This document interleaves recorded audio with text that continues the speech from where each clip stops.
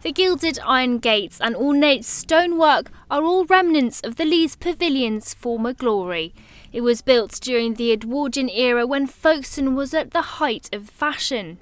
And it might have been given a Grade 2 listed status years ago, but it's recently also been listed as one of the UK's most endangered buildings by the Victorian Society. The Leas Pavilion was originally used by Edwardians at the start of the 20th century as a tea room, but then it was converted into Folkestone's first cinema in 1911 and was even used by soldiers based here during the First World War.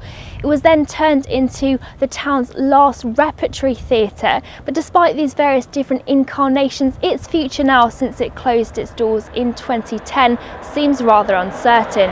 The Friends of the Leas Pavilion have been campaigning for the last 3 years to get this historic venue restored into a community space. They've been lobbying owners Churchgate to restore it, and they've also had local artists create paintings to raise awareness of the building's state. Folkestone was the go-to seaside destination.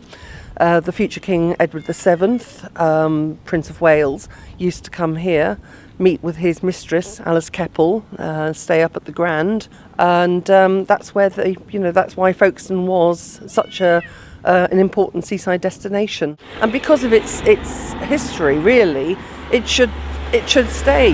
We have been now listed on the Victorian Society's 10 most endangered buildings in Britain, and I think that speaks for itself as to the importance of the building. So we've already been raising funds. We raised about £10,000 as well in crowdfunding, which really showed the support that we've got locally and people who have great memories of this building. I was here from 1982 for about 4 years.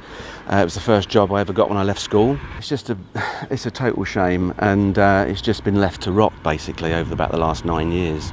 And I have no problem with regeneration. There's a big regeneration of Folkestone going on at the moment, particularly down the front, on the seafront. And I think we could really just connect the old with the new. Shepway District Council said, "We're in contact with the owners of the Leas Pavilion and have continually stressed their legal obligations to protect this listed building. We have carried out regular inspections and have invited the campaign group to attend meetings with the developer."